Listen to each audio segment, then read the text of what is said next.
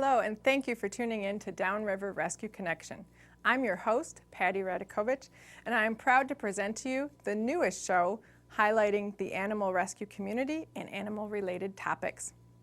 In this first episode, I'm going to tell you a little bit about the concept of the show and how it came into being, as well as introduce you to some of the wonderful volunteers that make the filming of this show possible. Let me start by introducing myself. I am the founder and chairman of Basil's Buddies, a not-for-profit animal welfare organization serving the Downriver community and beyond. In addition to doing rescue, I like to say that we work on the other side of the rescue equation, and that is helping keep people with their pets so they don't end up in the already overpopulated rescue system. We run a pet food bank for low-income and unemployed individuals.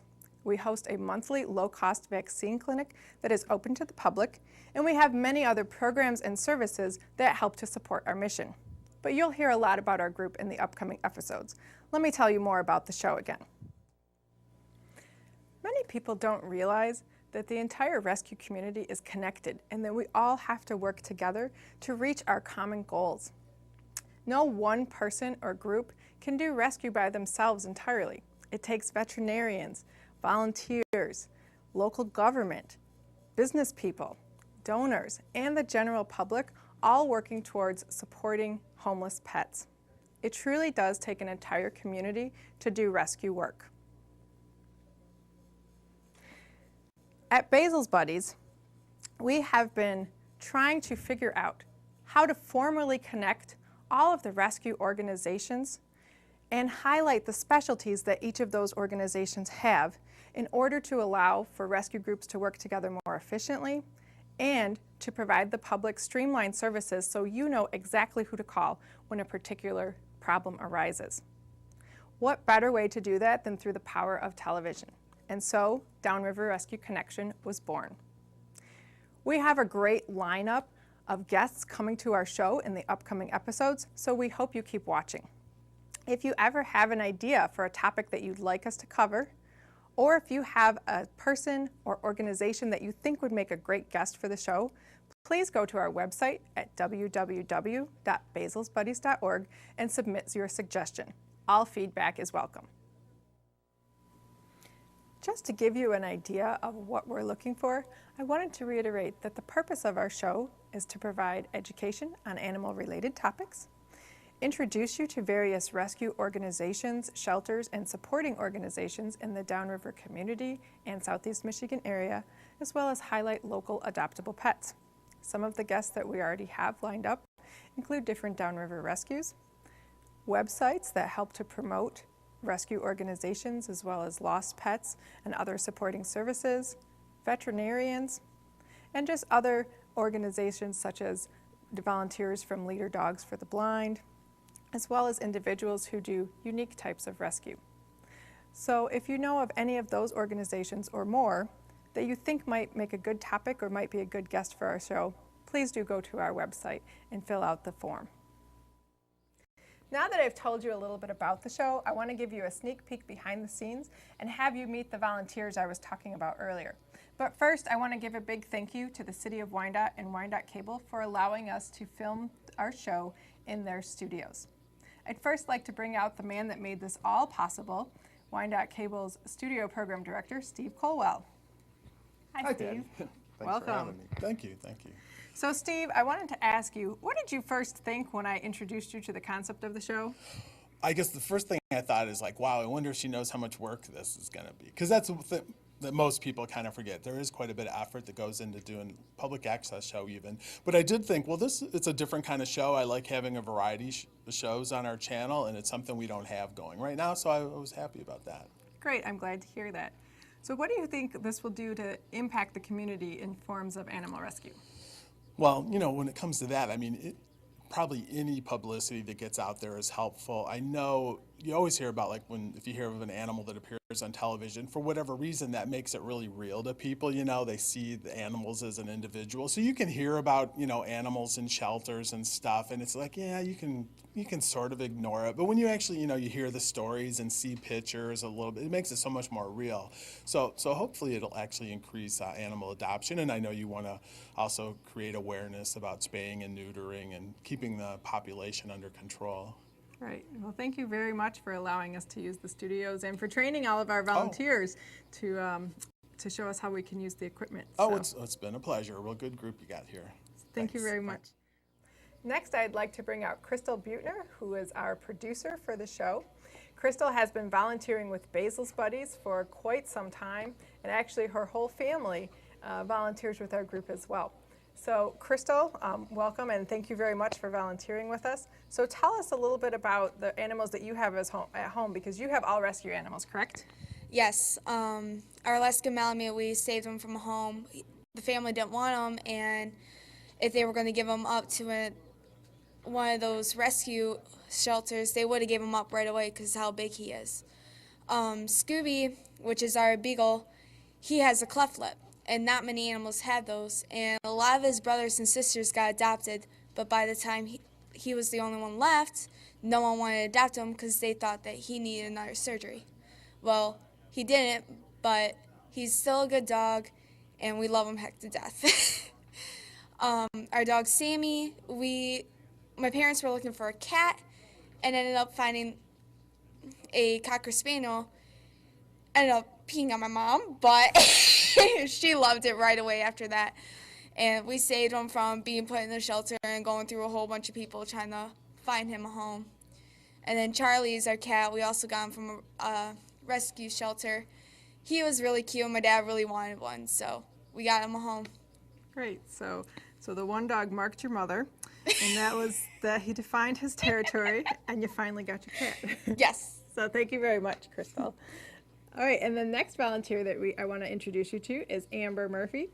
And Amber has been doing rescue for quite some time. And Amber, tell us a little bit about the rescue that you do, because you do something a little bit unique. Well, I rescue wildlife, like I help with it, rescue wild birds and stuff. Pretty much any animal that needs help, I'm there. I've rescued pigeons, seagulls, groundhogs, cats, dogs. Pretty much any animal that needs help. Great. It's fun, yeah. Well, we appreciate your efforts that you have for the wild animals. We do. And thank you very much for thank you. volunteering. So the next one that we have is Elena. Elena has been with Basil's Buddies since the beginning, and she is our graphic designer and our photographer. But Elena has been doing rescue work and has had a love of animals for a while. So tell us how you what started your love of animals? Well, I've had dogs since I was a kid, and a few years ago I started offering design services to a different rescue group that helped military service members overseas that had formed attachments to animals, and they brought them back to the U.S. But I wanted to find a group locally to work with, so I saw an ad for Basil's Buddies, and that's how I contacted you. All right, great. Well, thank you very much, and we appreciate all of the volunteering you've done in the past and that you're helping us with this show, too. No problem. Thank you. Thanks. All right, so now I want to introduce you to Pat Clement. So Pat does a type of work that I find very fascinating. We're actually going to have a whole show about this later. So tell us what it is that you do. What type of animals do you work with? I help with leader dogs for the blind. I raise puppies, and we keep them for a year, and then they go back to the school to be trained for leader dogs. And then I also help out with another Downriver rescue that's in Belleville, FMAR, and I've been helping them. So I've been doing this for about 6 years now, Great. and I really care about the dogs. Great. Well, thank you very much, and we really appreciate your contributions. You're welcome. All right, so we still have some more volunteers that I wanted to introduce you to. Jane and Christina Fijal. If you guys would like to come and introduce yourselves. They're working on a camera right now, so we're going to squeeze them in here. All right. Hello. Hi, Jane, and welcome.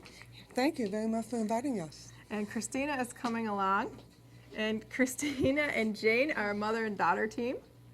So tell us, you guys volunteer for another local shelter. So tell us about that shelter. That's true. We have been just around this time, 4 years ago, we started working for Grocery Animal Shelter, Christina and I. Yes, and that's a fascinating shelter. They're one of the few no-kill shelters in the area. Oh yeah, and I just love Grocery. It's so beautiful and it's very friendly, and we do a lot for the animals. We're doing it from fundraising, transporting the cat and dog, and we even poop the litter too, and that's fun. Yeah. I mean, poopy litter. Oops. So, Christina, now you've been working on a project for about a year or so. So why don't you tell us what that project involved with animals? Well, I am raising a leader dog for the blind too, like Pat, and his name is Marlin, and he's doing pretty well. And, you know, he's going back in May, and I'm not looking forward to that. But hopefully we'll have another dog after him. We'll see. Okay, and what have you learned from working with the leader dog? What have you learned? Well, that it takes a lot to take care of a dog, a lot. Because it's like having a kid, because, you know, that you have to feed them and take care of them and love them, and it takes a lot. And you have to train these ones too, Yes, specifically. You yes. have to train all dogs, Yes. but this is a special type of training, so. So we thank you guys for your contributions, and we are looking forward to working with you on this show. Me too. Thank you. Right. And I believe we have one more volunteer that's in the studio tonight who is being a little camera shy, but she will come on. It happens to be my mother. We have several mother-daughter teams that are working on this show, so I would like to introduce you to Sophie Radikovich. If you want to come on out here. Hello and welcome to the show. Hi. So tell us, how long have you been rescuing animals with your husband? Oh, well, we have a lot of animals that are outside animals that we feed because we live on 5 acres. So there's always cats around for some reason, and somehow they always find their way to our back porch because we feed the cats, and we do try to rescue some. We've taken some in and then had them neutered, and some of them successfully we have been able to adopt out. Others not so much, and so we let them go because they're just feral cats, and so they still come to the back porch. So yes, they have a feral cat colony outside their home for several years, and they have been doing more and more trap, neuter, return with those cats so that they don't continue to overpopulate the area. And they've been doing pretty good at controlling the population in their area. Some cats are proving a little bit difficult to catch, but for the most part, they're doing a pretty good job. And we're going to have a whole show about feral cat colonies and how to do trap, neuter, return, and to take care of the feral cat colonies. So thank you very much for your assistance. And we do have more volunteers that are working on the show, but they were not all able to make it to the filming of today's episode, so you'll meet them in future episodes. Thank you for watching Downriver Rescue Connection. We look forward to a future where all pets are treated like family and everyone has a home. Until that time, we invite you to be part of the solution. And remember, please spay and neuter your pets. See you next time.